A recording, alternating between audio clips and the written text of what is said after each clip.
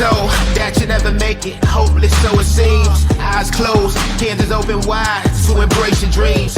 Sometimes you gotta take a loss just to get the win. Like lots of sin was popping in like oxygen when boxes win. Focus on the mental, never lose like a smooth instrumental. Better choose on the move in a pinto. Choose when I get to, never lose smooth on the move, but it's simple. Never give up and we winning it maybe. We just keep winning, we conquering daily. Envision that pay me, it's never to sway me. Indigenous, maybe we winning this crazy. Your opportunity, your opportunity, your opportunity, it's your opportunity, your opportunity, your opportunity, your opportunity, it's your opportunity, your opportunity, your opportunity, your opportunity, it's your opportunity, your opportunity, your opportunity.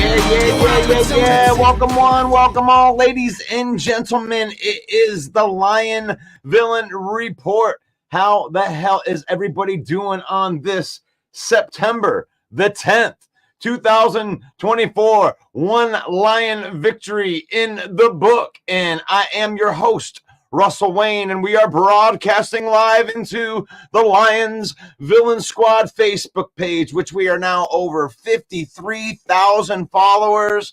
And thank you so much for liking, subscribing, or whatever it is you did. Hit something, hit some kind of button when you're on there. Also broadcasting live into the Detroit Lions news podcast right there. Big shout out to Joe Chapp and the boys right there putting out some excellent content right there. We are also broadcasting live into our YouTube page right there, which is at Lions Villain Squad, as well as JC Sports. And big shout out to the Huddle Sports Network that is ran by Bill the Packer fan and Mike the Bear fan. And because our mantra that we believe in faith, family, and then football, it just means that, Mike, I don't have to hate on Packer fans. I love Bill the Packer fan, man. I wish the best for him in his life. I just think this football team sucks. And because we have our priorities straight, faith, family, and then football, that means I can love on the person and then I can hate on the football team. Isn't that a beautiful thing? Welcome to the program, Mike. Thanks, Russ. Thanks for having me. Welcome. Good morning, villains. Man, so this is a special day right here for us because we actually have like a real guy that's coming on our show right here. And I'm going to let this, Mike's my interview guy right here. So I'm going to become the wizard right here. But I want to welcome to the program, Jeff Risdon from USA Today. Guys, thanks for having me. I am a real person, in fact. Thanks for that. Thanks for being on slip in the back right there. Thanks for being on the Villain Report, Jeff. Main event Mike here. So glad to be able to interview this morning. A lot of people in our chat, a lot of our audience really excited this year about this Detroit Lions 2024 season. Folks, in case you don't know, Jeff Risdon is a beat writer for USA Today. He's a managing editor of @Lionswire and host of Detroit Lions podcast. You can find him on Instagram @JeffRiz19 and on Twitter @Jeff Risdon. So good morning, Jeff. I got a few questions for you this morning. How you doing today? I am finally getting caught up on sleep. You know, those night games are killers for those of us on the beat. I've got a high school student, and I got to get up with her and get her like going to school in the morning. So got about 2 hours of sleep Sunday night, but you know, we're doing a little bit better today. Got the it makes it a lot easier. It makes it a lot easier when the Lions come out with a victory, though, doesn't it? Oh, absolutely. You know, that was one of those. I love to pre-write stuff like during the game, and I wrote, you know, takeaways from the Lions win over the Rams at halftime, and I'm like, oh crap, do I have to erase this? Like, they spared me, so thank God for that. Very cool. Well, first question, I noticed that you made a post, and I want to allude to that real quick. I think everyone noticed all the pre-snap motion, right, that the Rams were going through, putting on our defense. Cooper Kupp, in fact, an NFL record 42 pre-snap motion plays. And I want you to explain to our audience the implications of that pre-snap motion. What does that do to a defense? And also, do you think that the Rams exposed the Lions defense in any way with that, and we might see that from other teams moving forward? Yeah, that's a good question.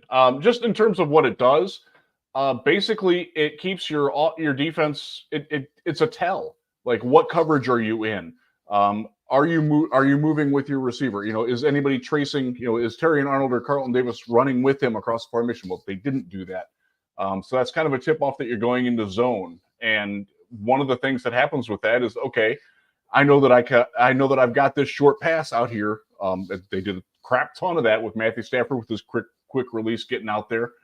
It allows the defense, or it makes the defense more reactive. Instead of being proactive, and that's Sean McVay, you know, playing chess, and you know, Aaron Glenn playing chess right back against him, doing things to adapt to it. But one of the things that it did, it keeps you from being able to blitz as much, you know, because you know, oh man, like he just moved into my zone. Like we had our blitz from the slot on this side. Well, we can't really do that now because that's where the play's going.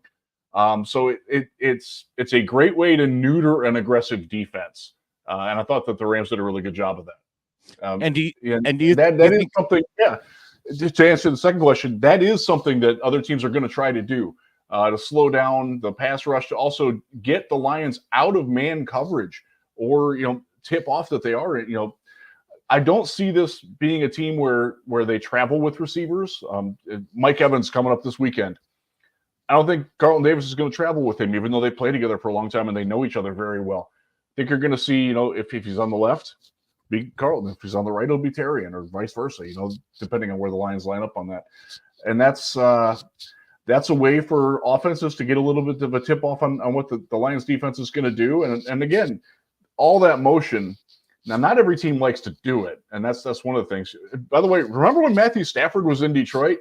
He talked like, I don't really like pre-snap motion. I don't need it. Like it's window dressing. I don't really care.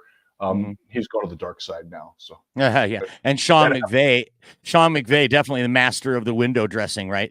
And so, do you think that AG? We know AG wants to play press man coverage. He's now brought in the personnel that excels in that form of defense.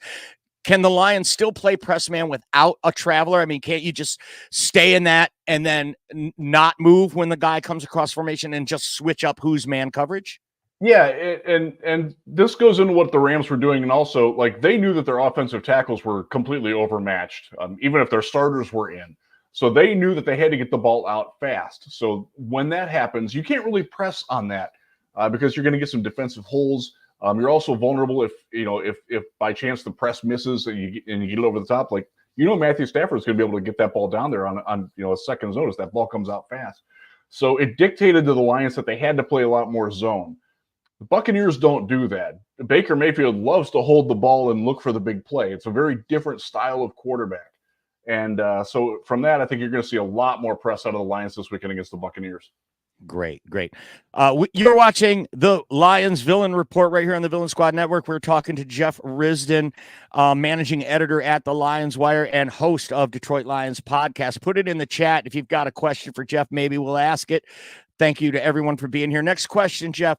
So you've been around for a while. You've been covering the Lions for a while, and you've been to several training camps over your career. How does a Dan Campbell training camp differ from training camps you've seen in the past with previous regimes? There's a lot more. There's no wasted reps, no wasted motion on it. There's a lot of teaching that goes on. That's something that, especially under Patricia, there just wasn't a lot of that. Patricia, to his credit, had a lot of very organized, scripted type things. Caldwell kind of did too, but Caldwell was very low energy. And his practices and training camp reflected that. Jim Schwartz didn't really have a plan, and that was reflected in it too. He's just like, go out there and hit each other. I don't really give a crap what's going on. So everything is done for a purpose, and I think that that's something that, and again, the teaching component of it. A great example: Jake Bates misses a field goal from, I think it was 48 yards from the left hash, and like immediately Dave Phipp is like, we're doing this rep again, because I want to show you, because he did it because his foot was, his plant foot got too far forward. And so Phipp is like, we're going to have this as a teaching moment. And we did that. And there's a lot of that goes on. After a guy comes off, after he's missed, done something wrong on a rep, Terrell Williams, the defensive line coach, Hank Fraley, the offensive line coach, is in his ear, like physically demonstrating what you've got to do to get better on this play. Like your hand was here, it needs to be here. That little things like that. That didn't happen at all under prior regimes, including the Caldwell regime, which otherwise than that it was a pretty well-coached team. There's just a lot more of that sort of thing going on. I think they draft players that fit that. They bring in players that want to be coached like that. And I think that's part of the mix too. And hey man, it's working great. Can't complain at all. Such a great answer, and such a great way for me to segue into the next question.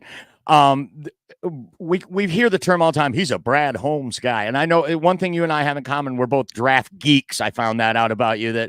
I'm just a huge draft geek. So, what is it about a player that makes him a Brad Holmes guy? What boxes do you have to check to be a Brad Holmes guy to come onto this team, whether that be in free agency or through the draft? Yeah, you've got to love football. You've got to love the process of football. You've got to have a very high football IQ. You've got to have that passion for wanting to get better and wanting to develop and wanting to be coached. That's one of the things that I know that they go through in their interview process. And in a way, it's almost easier to find guys that aren't. I go to the Combine every year. I've been credentialed media for the Combine every year since 2005. One of the things that's easy, like it used to be like, you could look at a player and listen to his podium interview, like that guy's a Baltimore Raven. Like you can just tell. You can do that. We're getting there with the Lions. Antoine Green's a great example of that. I actually transcribed his Combine interview, and I stood in front of his podium because of that. Just watching him answer questions, I'm like, this guy fits. Right. And then as a counter to that, Christian Gonzalez, great football player. Got asked, I did his Combine interview as well, and somebody asked him, like, who do you model your game after? And he's like, well, I don't really watch football. I'm like, oh, he's not coming to Detroit. Not a chance. Interesting. A lot of Lions fans were pining for Christian Gonzalez on draft day because of his length coming out of Oregon and a position of need, obviously, for the Lions.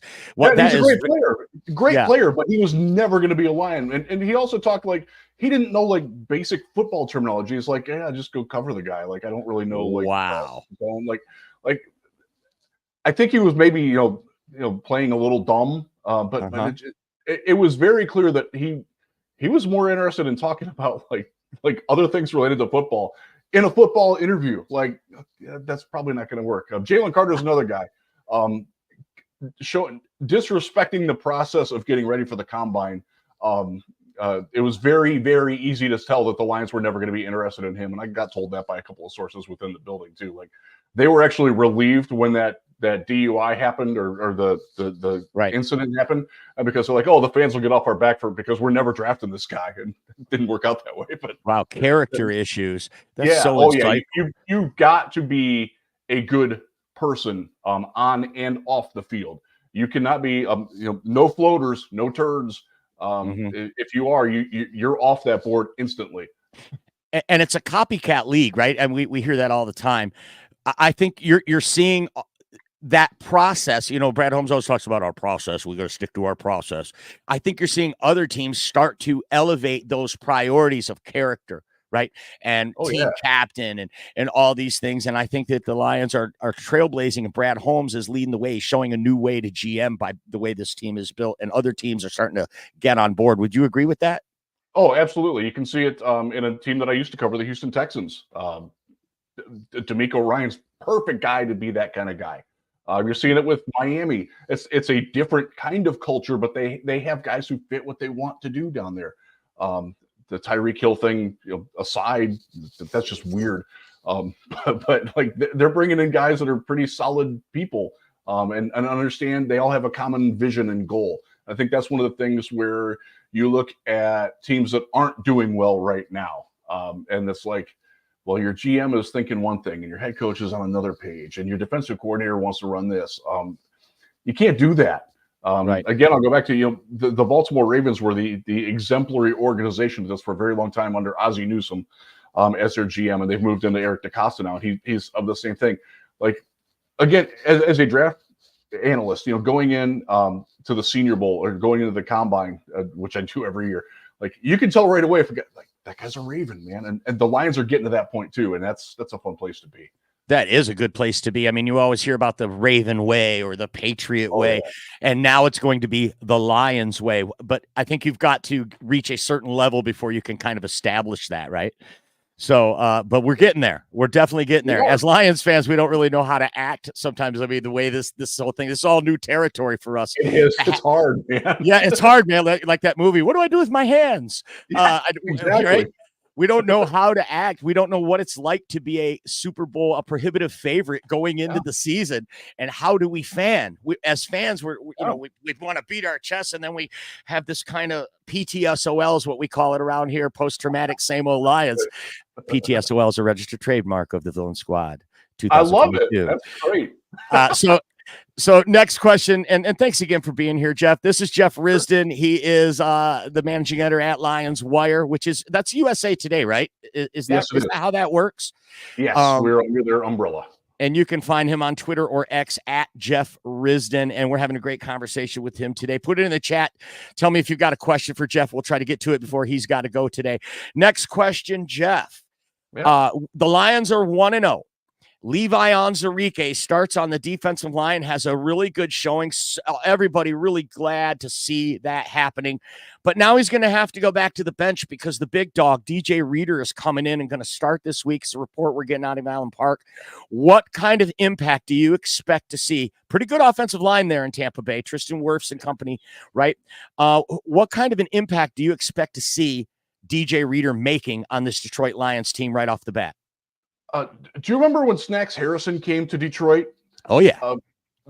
Reader is a very similar type of player to that. He's not a guy who's going to get you a lot of sacks. That's not what he does. He is a double team absorber. He's very good at steering a block and closing a run hole because of that. He will facilitate A-gap blitzes. That's something that he did extremely well back when he was in Houston. Again, I covered him when he was with the Texans. Playing next to J.J. Watt. And he often lined up between J.J. Watt and Jadeveon Clowney and just let those guys work. That's what he might get 1.5 sacks this year. If you're expecting him to be like the pass rush guy, that's not what he does. Mm-hmm. He eliminates runs in the A-gap, and he also is a guy who's going to soak up blockers, and he's going to make Aleem McNeil get more sacks. He's going to make Hutchinson and get more sacks. Also, just coming in, he's not going to play a lot. I think maybe 15 or 20 snaps as they get him back, working and getting used to being in physical contact. Remember, he didn't practice at all this summer. He's not slammed into giant bodies yet. That takes a toll. It's going to take some time to get back there. So you're going to see a lot of Onwuzurike still, but Reader is he was a consummate veteran when he was a rookie. That's just we were talking about guys who you can identify as Lions. DJ Reader was a very easy guy. Like, yep, he fits. Like, no question about it. Mm-hmm. Yeah, and that's, I mean, you're right. He's coming off back-to-back quad injuries. That's a very serious injury. And not having any practice time, I think that's a great call out. We're still going to see Levi. I think we're deep along the defensive line, though. A lot of young talent that needs to get worked out, but we're going to have a nice rotation of at least like 6 guys is going to come in. So I think that's going to relieve some of the pressure. We don't need DJ Reader to be out there for 80% of the snaps. Wouldn't you agree? Oh, absolutely. Hutch played 90% in the first game, and I think that's a little high too. Right. He was phenomenal. Like, I get why he was out there. He had the highest pass rush win rate of any player in the league last week. So, and if I'm not mistaken, that's actually lower than his average last year. That 90%. I mean, he was up at around 95% last year. He played one game. I remember he played 77 of 79 snaps. Like, that's not sustainable. So again, Reader coming in will help some of that because you can kick. Levi can play outside a little bit. Mm-hmm. That's we saw that in the summer, like as the heavy end. Like, I like that. I wanted to get your thoughts on Terrion Arnold in his first game out there covering a guy like Cooper Kupp for your first assignment. That's got to be pretty daunting. And what was your grade on his performance in his first game as a pro? I thought the one thing that I wanted to see was the game too big for him, and it absolutely was not. Like, he was ready. He was mentally prepared. He's got to learn to control his hands a little bit. That's something that's very common with a lot of rookie cornerbacks. That illegal contact is allowed in college. Like, that rule doesn't exist in college. So you've got to learn how to adapt your game to it. He's learning. He'll get better at it. I thought one of the 2 pass interference calls on him was probably merited. The other one was crap. But when your hands are active like that and you don't know how to conceal them, like if you go back and rewatch the game, watch how his hands are and where they are on a receiver versus how Carlton Davis, a veteran, does it.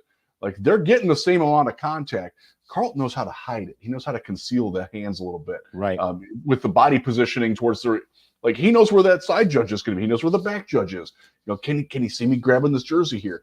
Terrion hasn't figured that out yet. He will. But in terms of like physical ability, it's all there, man. And the mentality, I loved it. He's going to be a star in this town. Wow. Great praise there from Jeff Risdon on Terrion Arnold. Going to be a star in this league. I think we're going to see quarterbacks attacking him like any quarterback does in this league. They attack rookie corners. But I agree. I think that he is up for the challenge. And, there were some great comments by Carlton Davis after the game saying he's going to learn. Right. He's going to learn to get your head around. And if he gets it like that last one, I agree. It was kind of ticky tacky on the one call. And if he gets his head around a half a second sooner, they probably don't make that call. So let's go into comments and see if any of these villains got a question for you. Oh, okay. We've got a question here from a Viking fan, Jeff Risdon. Jason MC says, since we have Jeff here, lots of people have predicted the Vikings to have 4 to 6 wins all year. Do you think the needle has moved since beating a Giants team in MetLife Stadium? Will the Vikings have a top 5 defense, do you think? Oh God, no, their defense isn't close to that. They played the Giants. Like, did you see Daniel Jones throw the ball to Andrew Van Ginkel like he was the intended receiver on that pick 6? Right. The Giants are a mess. A mess. That game told me a lot more about the Giants than it did the Vikings. Again, the Vikings are going to be able to score points on people. I have zero doubt about that. I was actually a little, Sam Darnold did fine in his first game. I think that defense is on the precipice of falling apart very badly. And they've got the absolute wrong coordinator to handle that in Brian Flores. Like, that's not, I don't see that happening at all. They're going to be dangerous because they can score even with Darnold. Like, that offense, not gonna clap back on that offense, man. That's a good squad, even with Darnold. But that defense, I just don't see it. They had a decent draft, so maybe the rookies will rise up. But I think that's a team that is going to finish in the low 20s in the defense. Mm-hmm. Sam Darnold came into this league at 20 years old and played on some really bad Jets team. He's never had weapons around him the way he has now. Spends a year out in San Francisco. Maybe he picked up some things from Kyle Shanahan out there, and maybe he could be the answer, and they could be dangerous in this division. Thanks for the question, Jason. Always great to see you in here. One more question for you, Jeff, before I throw you a couple curveballs. Jameson Williams, you can't have a conversation about the 2024 Lions without someone bringing up Jameson Williams. He is such a lightning rod for this fan base. He seems to split us right down the middle. And for his detractors, which I'm guilty of being one at times, it always comes back to this number 12 overall draft pick.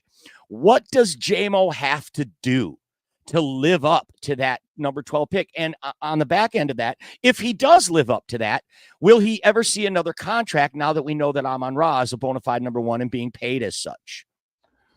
Oh yeah, I think the plan all along was that he's going to complement Amon-Ra. He's not a number one. That's never going to be who he is, but he can be a fantastic number two, as he was in week one, where because the defense was so focused on taking away Amon-Ra and Laporta in the middle of the field, he stepped up to the plate, and that's exactly what he needs to do to merit the draft pick. Like, I'm not huge on he got drafted where he did. That was 2 years ago. Like, it's time to move on beyond that. How is he helping the team now? You can't go back and retroactively look at that and like, oh, we could have had him or we could have had him. Like, they wanted JMO. Let's make JMO work. And you saw in week one, JMO can work really damn well. Right. But again, it's not going to be every week like that because, look, his hands are still – they're better, but he's never going to be a guy, as Dan Campbell once said, he's not a natural catcher of a football. That's just not what he is. He's going to drop a couple balls here and there.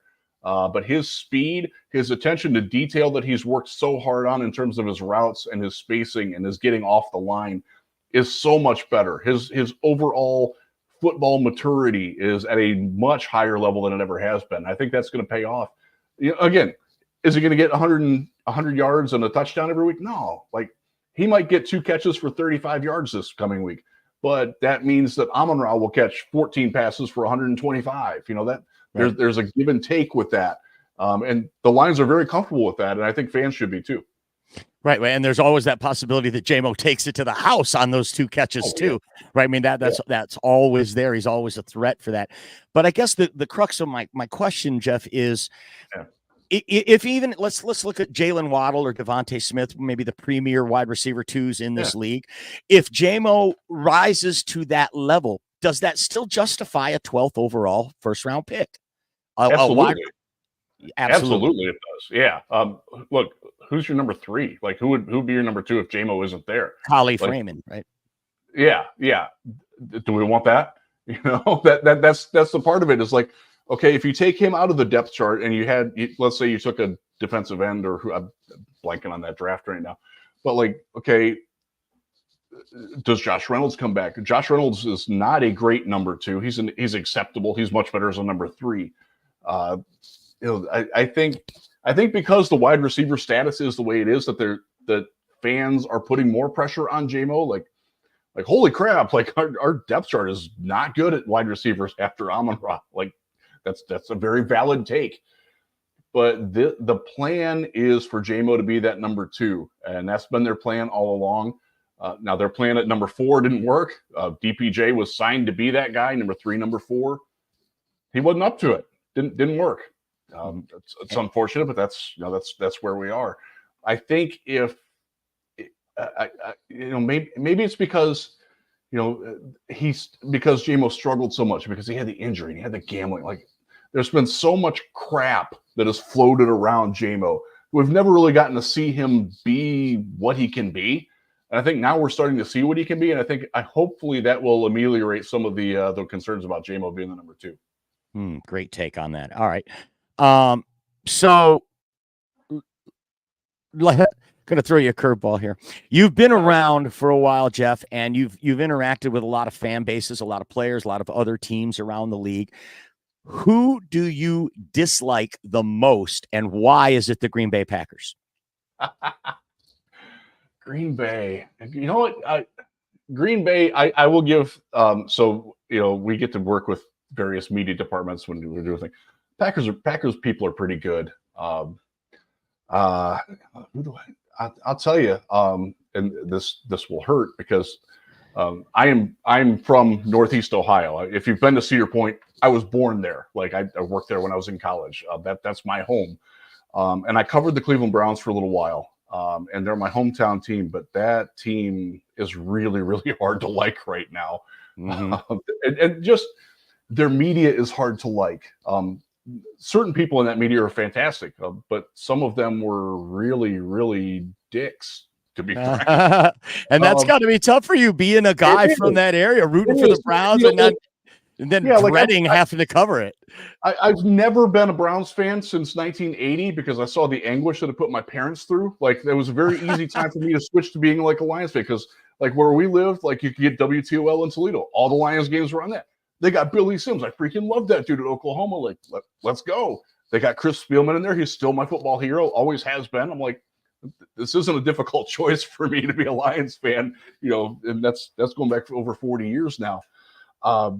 But you still want, it's my hometown. You want to see them do well. I'm a massive, you can see the sun, but I'm a huge Cleveland Cavaliers fan. I don't apologize for that. But that's like the only team that I really root for from there. Like, it's hard when the organization that they have right now is doing what they're doing. Just in terms of like overall rooting interest, for whatever reason, and I don't know what it is, I've just never been enthused about the Miami Dolphins. If you know our Detroit Lions podcast, you'll know that it's sort of a running bit that I hate on Dan Marino all the time. And like there's kernels of truth into what I'm saying, but I obviously play it up. But it's hard. Hard to root for the fish, eh, Jeff?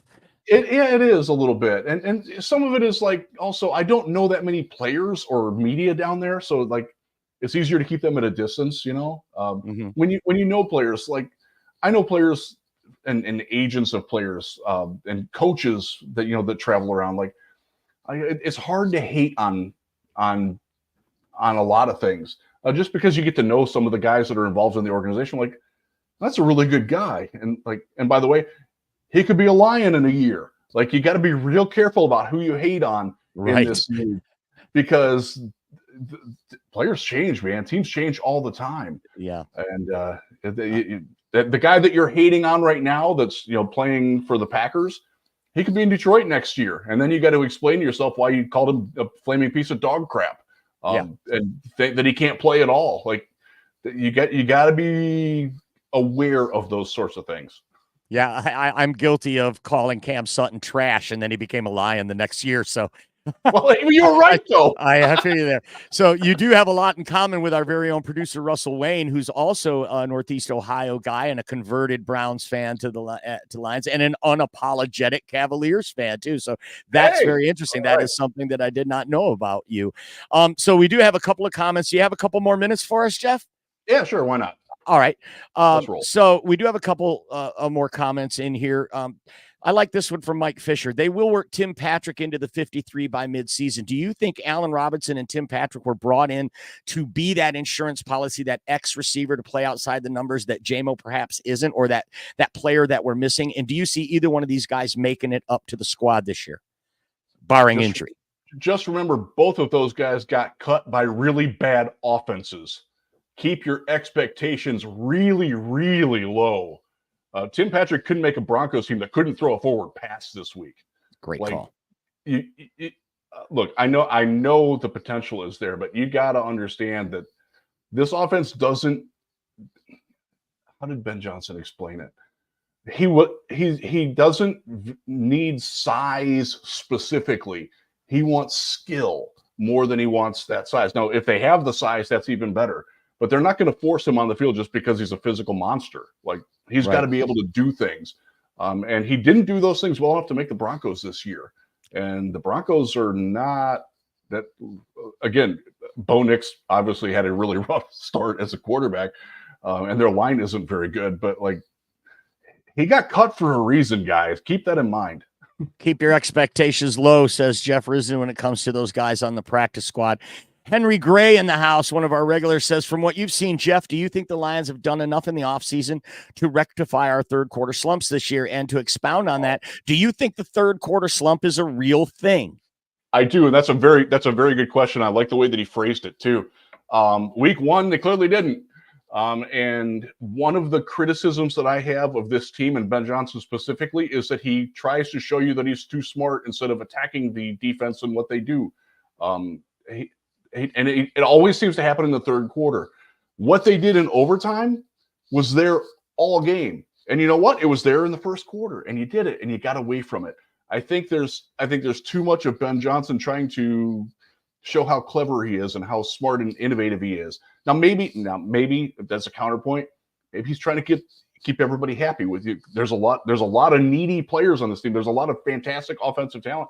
You got to get the ball to all these guys. Like I understand that he's got to balance that, but like if the other team can't stop you and they couldn't stop Demo early, like keep feeding them the ball, make them stop it, and then when they are devoting, and then they bring an extra linebacker in and take their nickel cornerback off the field, that's when you hit JMO on the crosser. That's when Amon-Ra opens up. That's when Laporta, you hit him down the seam because the safety's caught flat-footed. Like I don't think that Johnson. It feels like he gets it into his head. Like, okay, this is how we're going to start the game, and this is what the defense will do. Well, the defense doesn't always do what I think he thinks they will, and I don't think he adjusts very well to that. And that tends to show itself in the third quarter. And no, I don't think they fixed that, and I think that's something that we should probably keep worrying about as Lions fans. And I do love that call out. The run fixes everything in so many situations when you can run the ball. David Montgomery averaged 5.4 yards per carry in the game. Jahmyr Gibbs, a respectable 3.6 yards per carry. Why not come out in the third quarter and do what's working? You've got one of the best offensive, if not the best offensive line in the league. That could be the answer to the third quarter woes, is just run the damn ball. And I agree with you. I think Ben Johnson is overthinking, right? He's looking at the first half, what they did in the passing game, and he's trying to get creative, and he's not really getting back to looking at the nuts and bolts. So I think it's a great question from Henry. Thank you so much. And a great answer from Jeff Risdon as well. You're watching the Lions Villain Report right here on the Villain Squad. Okay. I think we have time for one more question. Here's a question from Jeffrey Addison, one of our super villains. He says, we have a talented coaching, no doubt. However, they, like our team, are very young and will improve with experience. Your thoughts on the age of the team and the coaching staff, Jeff? The age of the team, we're like middle of the pack this year. Green Bay is the youngest team. I know the Jets are the oldest team, and it kind of showed. By the way, I salute anybody who bet the under on the Jets for everything this year. That was a pretty easy call. And not to go back to basketball again, but if you watch the Philadelphia 76ers and the James Harden years, like that's exactly what this Jets team is. Like it's not going to end well for them, I'm afraid, especially when their coach doesn't really care about offense. By the way, we dodged a bullet there and not hiring Robert Saleh and getting Dan Campbell instead. There's in terms of the coaching, there's a lot of guys that haven't really done a lot. But like Scotty Montgomery coming in, he's still a fairly young guy. He was the offensive coordinator for the Colts for a while. He was the head coach at East Carolina for a while. They're grooming young coaches. JT Barrett, former Ohio State quarterback, will be an NFL offensive coordinator sooner than later. He works a lot with the quarterbacks coaches now. Mark Brunell has sort of taken him under his wing. Brunell is actually the exact same age. We were born on the exact same day. So he's not a young man. Wow. I'm afraid to say. Our birthday is next week. And we're not young anymore, but he's experienced. Terrell Williams comes in from Tennessee. By the way, he's been a godsend. I saw a lot of fans crapping on the pass rush and the offensive or defensive line. I'm like, are you watching this game? Are you watching the same game I am? Like they are so technically sound. They were just, all over the Rams. The Rams couldn't do anything other than the quick pass. It just wasn't there. So Williams has been good. Deshae Townsend coming in. He's a young guy. You remember him playing. He's been a defensive passing game coordinator before. Like they've got guys in there, but I think Kelvin Shepard, the guy's going to be an NFL defensive coordinator if he wants to be. He will be a college head coach if he wants to be. If LSU opens up, it wouldn't surprise me at all if Kelvin Shepard winds up being their head coach at his alma mater. Like they've got a lot of young, really hungry coaches. I'm not sure about the experience. And how big is that to have former players? What kind of impact? I think as a copycat league, I think we're seeing that as well. I think that's another trend that the Lions are going to set. You're going to see a lot of teams moving towards former players as coaches. Your thoughts on that? Yeah, and it's something that we kind of asked a few players, like, hey, we asked Hendon Hooker about it. Like, do you remember watching like JT Barrett and Mark Brunell? And he's like, well, Brunell was gone before I started watching football. But like, I remember JT Barrett, and like, yeah, it lends some credibility to it. When they go out there and they're like, this guy did it. Kelvin Shepherd played in the league for a long time. Deshae Townsend played in the league for a very long time. Like Antoine Randall L. Like everybody remembers Antoine Randall L. from his Steelers days and playing days. Like that does mean something, because it when you hear it from somebody like me, who I haven't put pads on since 1988. Like if I tried to coach something up, like they'll be like, okay, he might know what he's talking about, but he never did it. It does absolutely make a difference. And I think that's something that, Campbell, who doesn't remember Dan Campbell? Well, it was hard to remember Dan Campbell as a player because he's a role player, but like you can go back and watch and like, oh crap, like Dan could play. Yeah, and he carved out a 10-year career in this league. So, I mean, that does carries weight, right? It carries weight when he talks to the players. But then you take a guy like Kyle Shanahan or Mike McDaniel, right? These guys never played. They just grew up in it. But yet they're still upper echelon coaches. And I mean, I guess that's what I'm trying to say is what carries more weight if you're a player, in your opinion, that experience of playing the game or just being a renowned coach? That's a good question. I think that there's different ways that you can do it. Obviously, Kyle Shanahan, his dad, Mike Shanahan, was a legend. And there are, Sean McVay played in college, but wasn't a recognizable player. Right. So you've got to know football. Sean Payton is that way too. You can be a good coach without having that experience, but for certain players, they're going to want to hear it from somebody who's been there. We brought one of those in at safety last year. He didn't have a whole lot of respect for anybody that had never played, whether it was media or coaches or teammates or anything, fans. He's not here anymore. There's a reason why. Aside from the fact that he got hurt all the time, you can be that good of a coach, but I do think that, especially if you're first starting out, it kind of helps that you've been there, and that the players can relate to you. And one of the great things about Dan Campbell, and he hires guys who are good at this too, is that they're very relatable to players. They're real with players. They have personal integrity. Matt Patricia didn't have that. He was a different guy. We've told the story in the podcast before. We met Matt Patricia down at the Senior Bowl one year. He came and did a long interview with us, and like we talked about a lot of things, football, but other things as well. Like we kind of like this. Like he's a good guy. Like we like him, and then you watch him coach, and it's like, where'd that guy go? Like who's this asshat just yelling at everybody all the time? Like it was disingenuous.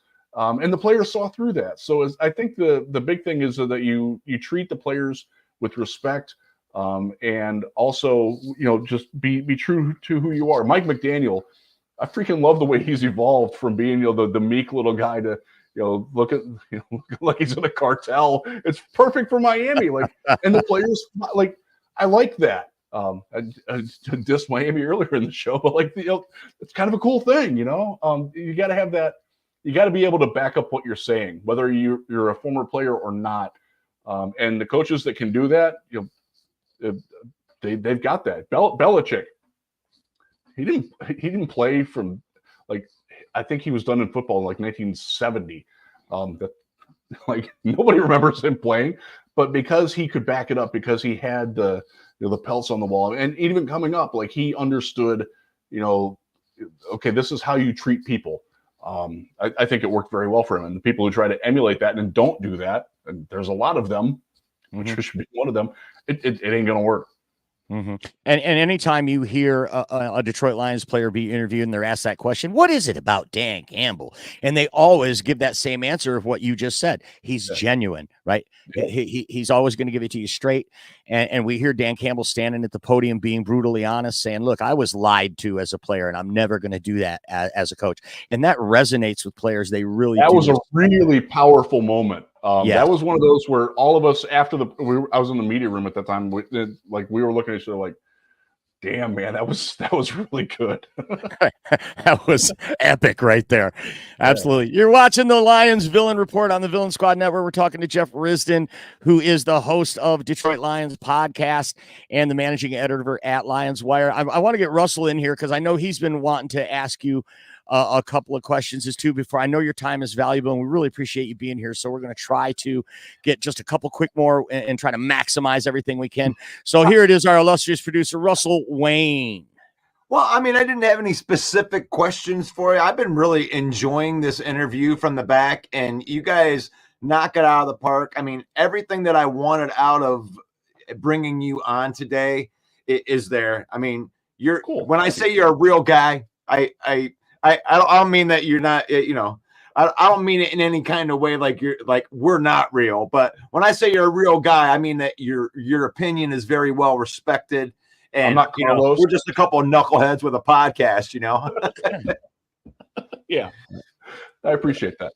Right on. But we got this game coming up, man. I'm actually going to be at this game with Michael this week. So, I mean, we might as well just go ahead and ask you what your thoughts are on this revenge game. Do you think the revenge is going to play any big factor into this, or are we just going to weather this storm again? They will certainly be trying to be revenge. Baker Mayfield is a guy who thrives on that. That's how he's at his best in those situations. So that, you got to worry about a little bit. Them not having Antoine Winfield Jr. in the middle of the field is a massive loss for them, because if they're going to try to do what the Rams did and take away the intermediate middle of the field throws to Laporta and St. Brown, he was probably the best player in the league at doing that. It's either him or Kyle Hamilton.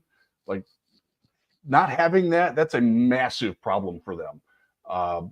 The other thing is that the way that Baker Mayfield plays, and I have a tremendous amount of respect from Baker Mayfield, from covering him in Cleveland and knowing him a little bit. He's not a good deep ball thrower. And last year, the way you beat the Lions was throwing over the top, and he couldn't do it. Well, he threw a pass to Mike Evans this past weekend that was just freaking gorgeous. Feathered it in perfect in the back of the end zone. Check the highlights. It's a great throw. I have a little bit of concern that will be there, but at the same time, like, we didn't have Carlton Davis. We didn't have Terry Arnold last year. We didn't have Amik in the slot. We didn't have Brian Branch playing safety. I think Branch will do much better this week. He had a terrible week one, no doubt about it. For whatever reason, I don't know what it is. I expect him to bounce back, and you have to respect a Buccaneers team that won a playoff game last year and kept most of their core intact. Like, it's a solid football team. It's a well-coached team. You can't overlook that, but I think that the Lions match up X's and O's pretty well with this team. Yeah, I agree. I mean, we beat them twice last year. It's really hard to beat a team three times. But as you said, well coached. Todd Bowles loves to blitz, loves to bring the pressure. But I agree. I think we match up so well against this team, and having home field is going to work in our advantage because that crowd is just insane. The fans are going to be incredible. They were fantastic Sunday night. I expect nothing less this coming Sunday. And we do know from Baker Mayfield's history that when you bring pressure on Baker Mayfield, he tends to fold, and he does not do well with some guy in his face. But, hey, I know it was against the Washington Commanders, but he went 24 of 30. That's an awesome completion percentage, 289 yards, and 4 touchdowns. I mean, the guy played lights out. And wouldn't it be awesome? Wouldn't it be awesome if Cleveland had a quarterback like that? Right. You should see the text. So my parents still live in the Cleveland area, and my dad texts me throughout the game, and he's just like, my dad doesn't curse a lot. There was a lot of cursing going on in our text. It was great. But you know what I love, Mike? In Jeff, I love it when a team gets touted for how well they're running the football, with White coming into town and everything. When I know that is absolutely not going to work against the Lions and they're going to be one-dimensional and he's going to have to win the game with his arm. Yeah. Oh yeah. And they changed their style of run blocking a little bit. They're actually doing a little bit more of what the Lions do, because their run game has been awful for years. Some of that's the fact that they have really slow running backs that for whatever reason, their GM really likes slow running backs. I don't get it, but that's their style. They're better, and you got to take that seriously. But the way that Anzalone and Barnes were both spectacular in this game. Alex Anzalone was my defensive player of the game, and there was a lot of candidates for that. I thought the Lions defense was really, really good the other night. Holding that offense, even as dilapidated as it was, to 20 points, that's a really good showing for this Lions defense, coming out where they hadn't practiced together all year. You've got 5 new players in new spots on that defense, and they came out and did that. I'll take that any day. So you gotta be ready for the Buccaneers. But again, what the Buccaneers don't do well is what you do to try to attack the Lions. You got to throw over the top. You got to get speed to the outside, beat the linebackers to the outside. You got to have your tight ends chip and press so the linebackers can't get out there. They don't do that super well. At least they haven't shown that yet. So we'll see. All right, great call out. Yeah, for sure. Rachaad White, their running back, he's also a threat out of the backfield, and we saw kind of the Lions giving up those plays. Kind of, every team takes what the defense gives you, right? Do you see that as being a potential threat against the Lions with Rachaad White coming out of the backfield? I do, but at the same time, like Anzalone he had 3 tackles for losses on passes.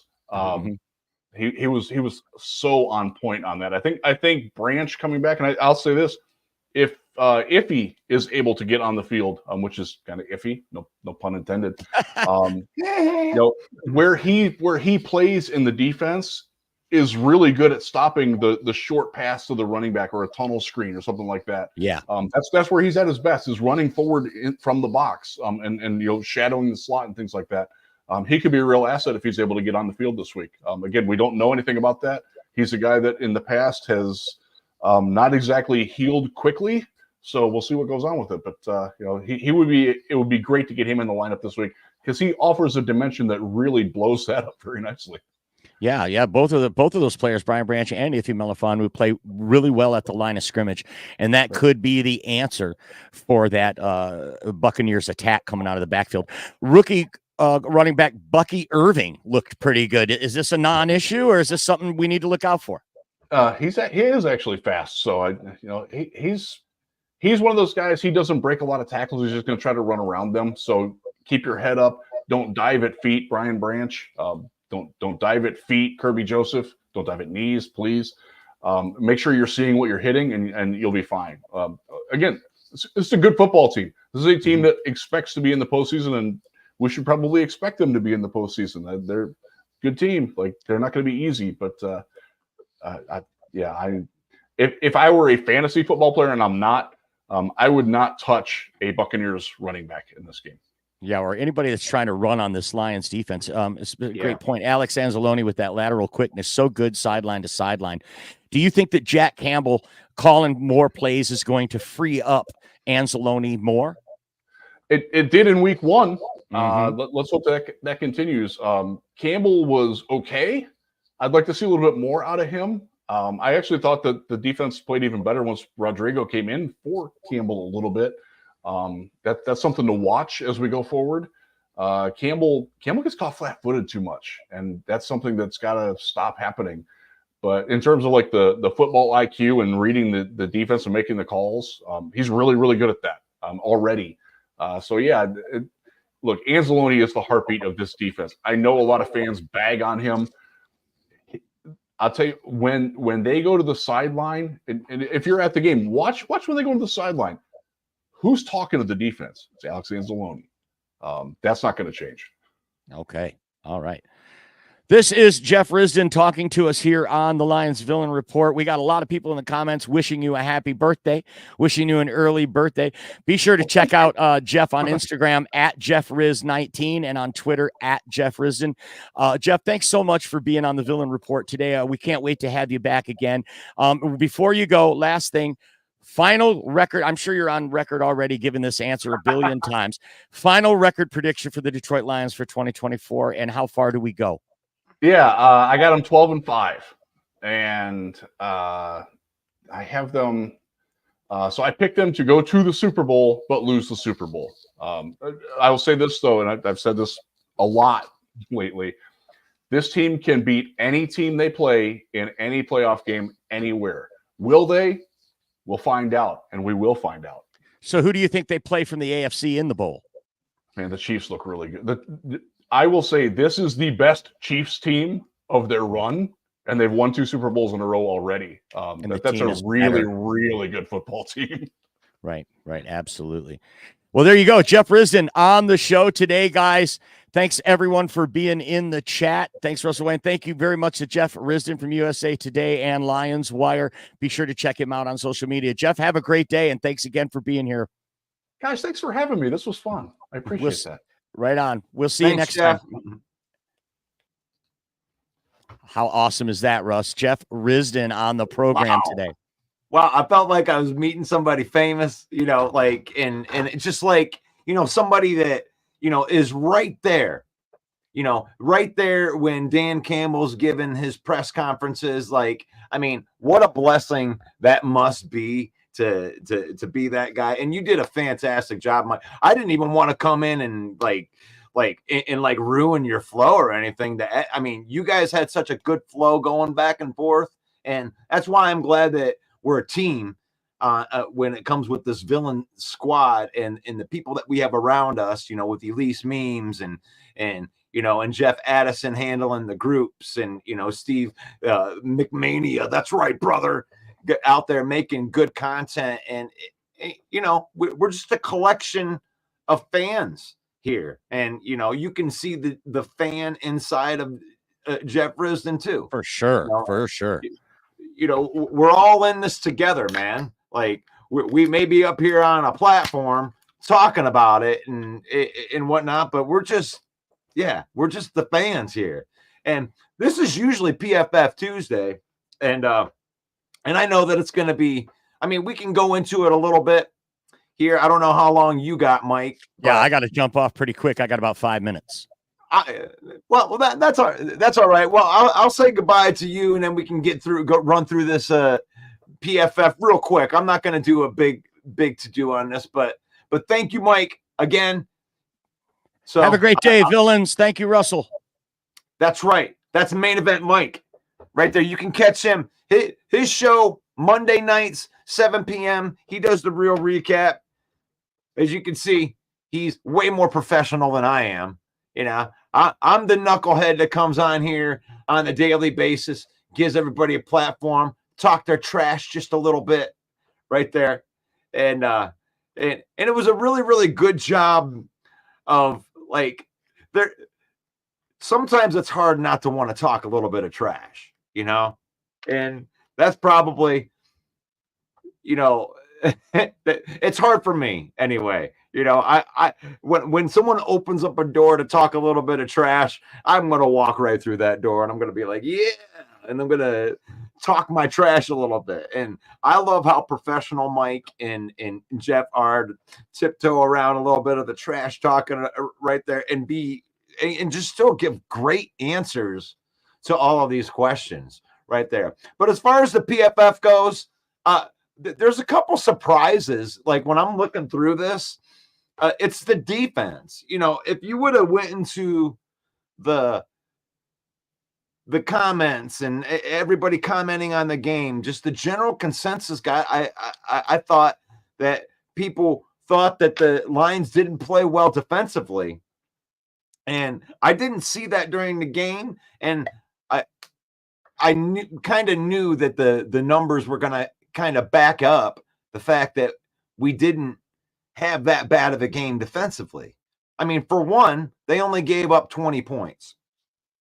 And when I'm looking back through my notes on the game, I mean, you got, they had a 4th down stop, and when they would mess up, it would kind of be of their own doing, because they had a 4th down penalty. They had another penalty on 3rd down where they were about ready to get off the field. So they let the Rams back into the game with making like mental errors that I don't think are going to stay there throughout the whole year. Like Jeff had said earlier, what he alluded to was Terrion Arnold being kind of handsy. And that's so, it's not that it's okay, but those are the things that you got to learn. That's something that he's going to get coached out of him, how to use his hands, because the rules are a little bit different.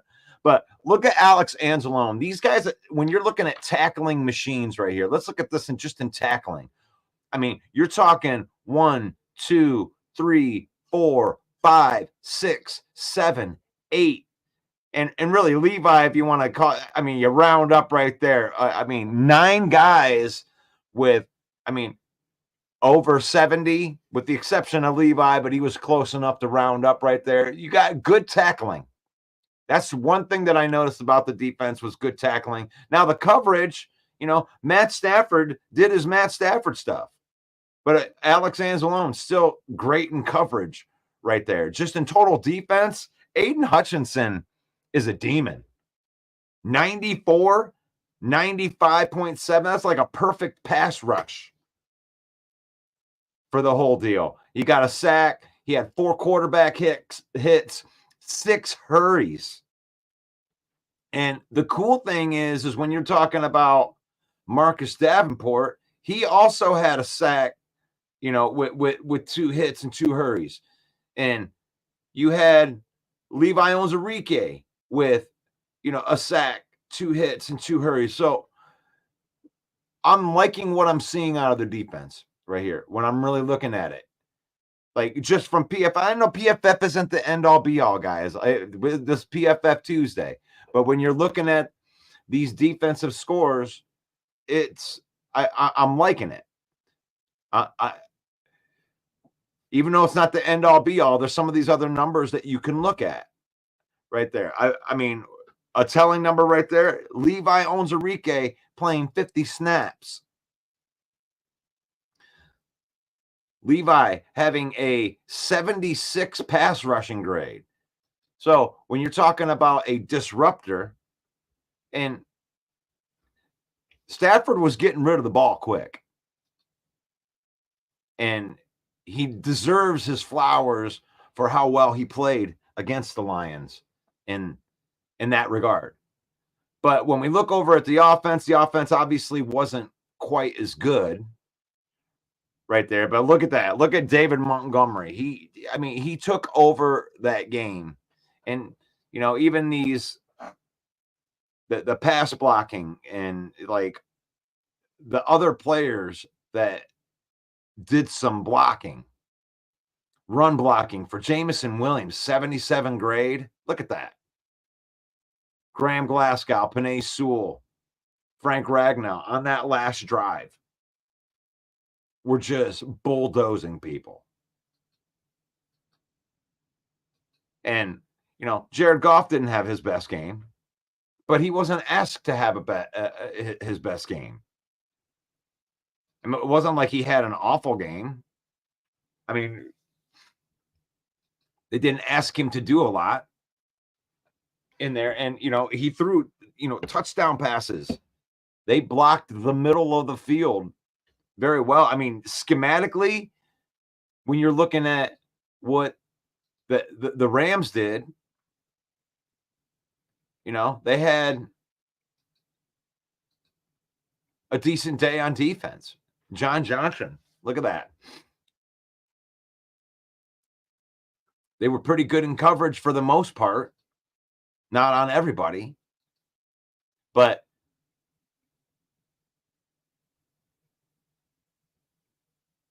when you're looking at, Kobe Durant, some of these, they had a pretty good defensive showing for just having some rookies that were out there.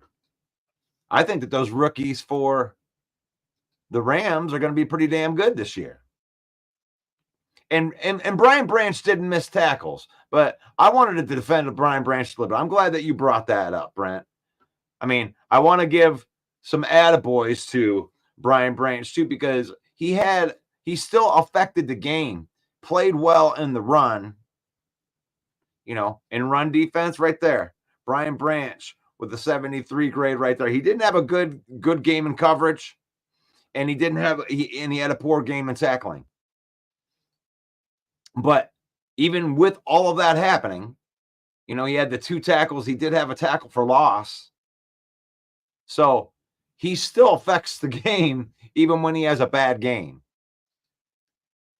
But I think that has a lot to do with him switching positions. It's going to take him a little bit to get used to that. But I wanted to throw up the PFF scores in here. I know that Jeff Risdon was the main focus of today. I don't want to spend too much time on PFF today, but it is PFF Tuesday, and we wanted to keep that tradition going. And thank you for remembering that, by the way, that it was PFF Tuesday. You guys remembered that from last year. That's awesome. This show is brought to you in part by the NFL Shop, our affiliate marketing partner right there. Now that QR code, if you use that QR code, you can go to NFL Shop, and that's how you help the page. I mean, it's not going to, we don't have any special store that goes somewhere else that's going to charge you more than what the NFL Shop does. Matter of fact, if I can, I'm always going to try to put in a link that gives 25% off. I think that the store is, store-wide 25% off. But we would appreciate it. If you're going to go get a hat, use our link. It won't hurt. I appreciate you watching the show and doing that, because this is the Lion Villain Report. And you can join me every day at 10 a.m. talking football, maybe even talking a little bit of trash. We're broadcasting live into our Facebook page right there, in which we want to say thank you to the 53,000 followers now. We got over 53,000. It was actually during the game. So we hit our mark, and that felt pretty damn good to hit that mark. We also are broadcasting live into the Detroit Lions News Podcast. Thank you, Joe Chat. You've been such a help to me, putting this page together, as well as you too, Bill the Packer fan, Mike the Bear fan. You guys have helped us on our internet journey here, putting this page together, giving us the help where we needed to. And it's faith, family, and then football. And we can do it in that order because, I love Bill the Packer fan as the person and Mike the Bear fan as the person. Just don't like your football team, and that's okay. And that's why we can have comfortable conversations on here that might be a little uncomfortable, with a little trash talk, because you ain't got to take it personally. Because it's faith, family, and then football. So we appreciate everybody for joining the show today. And I'll leave you with the blessing, like I always leave you with the blessing right here, because I want good things in your life.